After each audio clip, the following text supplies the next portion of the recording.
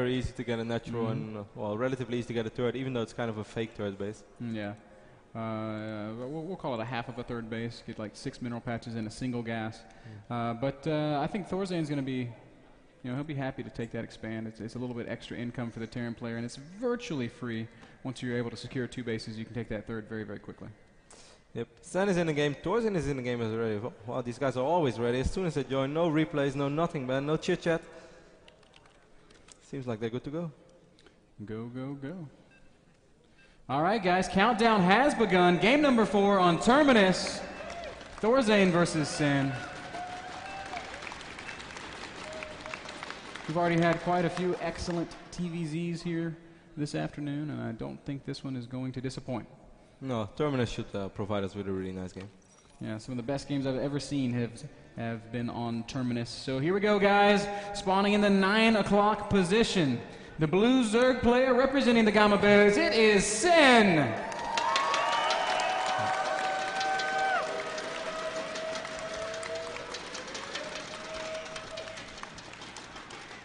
And down here at 6 o'clock, close by Air, the red Terran player starting a comeback perhaps, Mouse Sports Thorzain.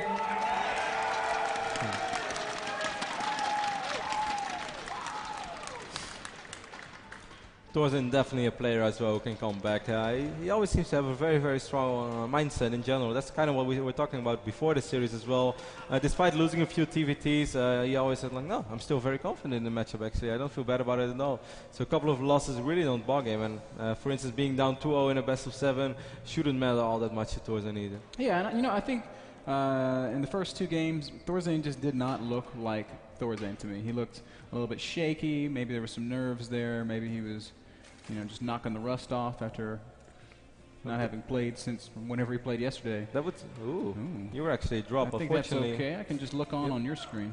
Fortunately, I am still in the game, so nothing to worry about. Thorzain obviously a little bit confused. I was about to say something before you dropped out, but now I forgot, man. It happens to the best of us. I hope these guys know to continue. Yeah, on Shattered, though, I really felt like Thorzain was back in form. He looked like the Thorzain that's been playing so well all weekend here at the NASL Finals. And it's like he's been ramping up and getting better with each game. He had a very good read on Sen in general. Like, he realized what Sen did in the previous game and now figured out kind of where, okay, how can I punish it? Well, that was perfect. It was just a very, very quick push. Sen's Baneling Nest wasn't even ready. Spire wasn't even started. And he just basically only had drones. He had one Spine Crawler, but that was not going to be enough either. So by the time that Sen was really going to be able to do something about the army of Thorzain would know that he would probably have a bunker up, tanks in a very good position, and then obviously it's going to be very hard for Zerg.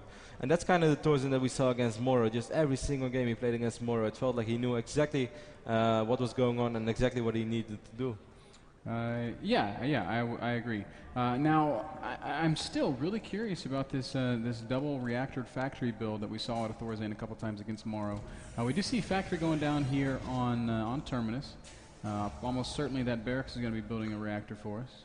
Come on, Barracks. So I guess there's not quite enough gas yet. 44, 48, 52, and yes, reactor does go down. So we will be seeing a few Hellions. But with just the single gas, there's no real easy way for Thorzain to start a second factory. So it'll probably be a similar opening to what we saw on Shattered and on Antigua. Yep. Well, I can't wait, man. Don't really know what to add to that story. You got it all nailed down. Interestingly, in Sen's base, we see that he doesn't have any gas. He's on like a pure mineral economy right now. Marine going to try to hunt down this drone. So Sen might be thinking fast third base. We see the first gas guys are going down around 27, 28 supply. Ling speed going to be quite a ways off. How much of that has Thorzain seen? Did he see the timing on the gas? That could very possibly prompt some kind of aggression. Thorzain did not actually see anything yet in the main base of Sen. Sen did see that hatch, I wouldn't say, that command center before his drone fell, but obviously that drone did serve some purpose. Yep, Sen knows that Thorzain's wanting to play the macro game. He knows it's not a one-base build, and that's very, very important knowledge. First couple of Hellions just now popping out. Thorzain going to see if he can find any holes, and if not, he's probably just going to park right outside that creep and make sure Lings don't leave the bat. or leave the base. So far in this series, we haven't seen Thorzain making more than 4 Hellions, and it might actually be one of those games where he just decides to switch it up. Takes control of that Cell Naga Watchtower straight away. That's of course very important when you play Hellions. You don't want to give your opponent an idea of how many Hellions you are really making. Yeah. And this is just kind of the strength of the Hellion opening. It gives so much map control against Zergling openings. And you know, we see Sen, he's getting that Ling speed. It's not going to be done for a long time. So, I mean, until Ling speed's done, these Hellions are virtually immune to any sort of damage. And even after Ling speed, well-microed Hellions are tough to deal with. Thorzain actually getting his 3rd command center before Sen is getting his 3rd head. So Thorzain once again preparing for a very, very strong basically economic mid-game. Then again, he's going to have to survive in a certain phase of this game, though. He has those 4 Hellions right now. On this moment, he's quite far behind in the income tab, but, well, with 2 orbital commands almost up and running, that's something I wouldn't really worry about all that much. Yeah, once he starts dropping those mules, his income is going to be through the roof. We see that Roach Warren going down for... Ooh, that's interesting. Ooh, blue flame upgrade, maybe a little bit of mech play. Yeah, so Thorzain actually switching it up a little bit. Sen is going to try to get a good scout off in the main base of Thorzain. I'm not sure how much he will really be able to see. Those Marines working on that Overlord, and Sen... Does he see? No, he sees absolutely nothing there. Just saw the barracks flashing, so he's like, all right, I know you're building a Marine. Does not know that the tech lab is researching, and even if he had seen that, he probably would have just assumed siege mode. Yep, that's of course a logical explanation. We do see that hatch going up right now for Sen as well. Sen at 64 supply, Thorzain supply cap at 54, but well, his command center is almost ready. That's something he always does. He kind of figures out when his next CC is going to be ready and doesn't end a supply depot anymore. Yep. Ooh, look at all those drones. Oh man, it looks really juicy, but Thorzain does not want to commit to that. Just going to poke forward, take a single shot at the Lings, and then back off. Just because he can. At the final moment, he did kind of want to do something. 2 siege tanks coming in right now as well. Going to try to deal with these roaches, of course. Thorzain doesn't want to take too much damage on his Hellions. He's trying to save some time. These roaches will take a lot of damage. Sen is not really paying attention, losing 1 roach already. And yep. Second, oh, he actually stops. So those 2 roaches do die. Sen's starting to produce a lot of units, Lings and roaches. Does not want to find himself in a similar position as he was in on Shattered Temple, but this time it's Blue Flame Hellions with the siege tanks, and they're going to be so good against the Lings being produced by Sen. Yep, Thorzain did throw down Scando, and he's kind of worried. Perhaps he knows a lot of roaches are on his way because he's actually backing off. I do think it's the right decision because he didn't really have all that many Marines, and 2 siege tanks against 6-7 roaches. That can be a very close fight. Yeah, and that little poke forced quite a lot of units out of Sen. He's only on 50 drones against the 45 SCVs of Thorzain, and when you can, wow, 9 drones at once. But when you consider that Terran's 13 drones at once, when you consider that Terran's dropping those mules, we can see that he's actually mining very, very evenly, if not more so or more effectively than Sen is right now. Yep, as you mentioned, Ben Spire is on its way. 2 more factories going up for Thorzain right now. First Thor's getting produced as well, getting that +1 for his mech units. I think Thorzain is just going to sit it out for a little while. I mean, Thorzain knew that he probably had that 3rd base a little bit before Sen had it, so that's of course going to work out for him in the long run. He's kind of blind right now. He sees pretty much nothing. He did make a nice push. He did spot that Roach Warren. Probably figured out that he forced quite a few units with that little fake push, but he doesn't really have an idea about when the Mutalisks come and if they are coming. Now, then again, he is producing Thors. Yeah. Now, mech in ZVT, or TVZ I should say, has been changing a little bit. Once upon a time, the meching Terran would just sit back until he was maxed out and then go for one big death ball punch. But recently, and we've seen this a couple times at this tournament also, Terran players are learning, okay, I can just push with my first 1 or 2 Thors.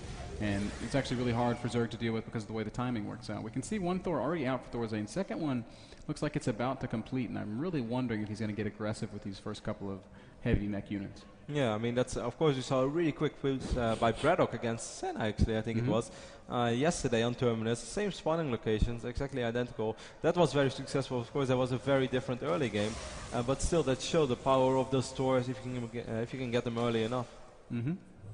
More factories being added for Thorzain, and another command center being added for Thorzain. So I guess he is going to be playing the more passive variant on this mech style. This overseer will fall. Whoa, 1 HP does fall in the end.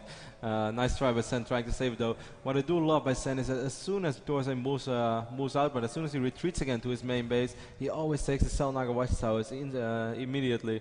Actually, Thorzain does have the one right now on the north side of the map, but I wouldn't be surprised if Sen is going to send something over there as well, trying to take that tower too. Yeah, a lot of Lings out on the map for Sen right now. He's up to, I don't know how many Zerglings. Hero Ling, speed finishing up.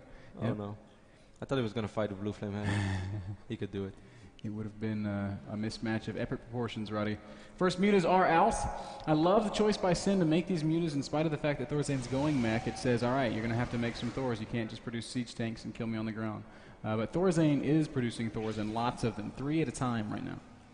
Yep, Thorzain is producing a really scary army. I think he's actually doing a really good job right now, just saving himself a lot of time. Once again, forcing those mutalisks to follow those Hellions gives him time to get gives him a little bit of time to get a couple of additional missile turrets up, which of course will make his life a little bit easier defending against mutalisks. Yep, turrets will be done. These next 3 building Thors will be out. Sen just adding a ton of Zerglings, getting an infestation pit, rounding out his upgrades. So Sen is definitely in big macro mode right now. I would probably expect his hive to start up shortly.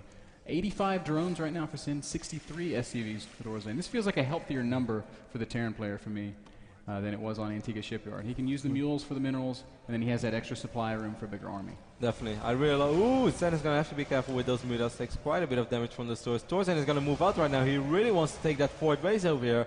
Of course, that's going to create quite a problem because the creep is pretty much there. And it's also very, very close to A, the army of Sen. Oh my goodness. And B, the latest expanse. There's a lot of Banelings on the map, a lot more Banelings morphing in, and you know, Banelings, they're not, Baneling is not the hard counter to Thor by any stretch of the imagination, but if you have enough Banelings, it's basically good against anything on the ground. Yep, certainly if you can remax straight away. Sen doesn't have that much money this time though. He has 1,000 minerals, 300 gas. He's really active with his units, but he's going to have to be careful too. And as soon as this is a planetary, that's actually going to be really hard to break for Sen, of course. Then again, it's also going to be hard for Thorzain to move out, certainly just because of that little bit of high ground over here. Even though once you have to sell Naga Watchtower, it's going to be a bit easier. It's still always hard to go up the ramp. Oh, Sen might be setting up a big flank here. Mutas and Banelings just moving around the outskirts of this map, taking some tower control away from Thorzain. I love the fact that Sen is expanding far away from Thorzain. That expansion up at 12 o'clock going to be so hard for the Terran player to assault. Yep. Hive more than halfway done right now. Thorzain is almost maxed out. Sen is starting to bank up a serious amount of money right now. 2,800 minerals, 1,200 gas. Thorzain is still relatively low. He's getting nice upgrades. I think he has 1-1 right now. And no, he has 2-1 already and 3-1 right now on his way for Thorzain, so his mech units are going to be very, very well upgraded. Oh, a little bit of an engagement starting to happen here. Marines are going to die to Zerglings and Banelings, but Sen does choose to turn around there. Oh, it is. A little bit of miscontrol right there by Sen, but perhaps here come all of the Banelings. And this is what we were talking about. Those Thors are all clumped up, and the Banelings just melt. Every one of them. Wow. Very nice exchange right there for Sen, but he does have to produce a lot of Yens. We see that production tab. 48 Zerglings, 5 Roaches, and 1 drone. And 9 Corruptors now as well. Of course, that Great Aspire is, well, basically just started. I want to say it's well on its way. It's going to take quite a while. On the other hand, it's going to take quite a while again for Thorzain to have the same amount of Thors to really move out.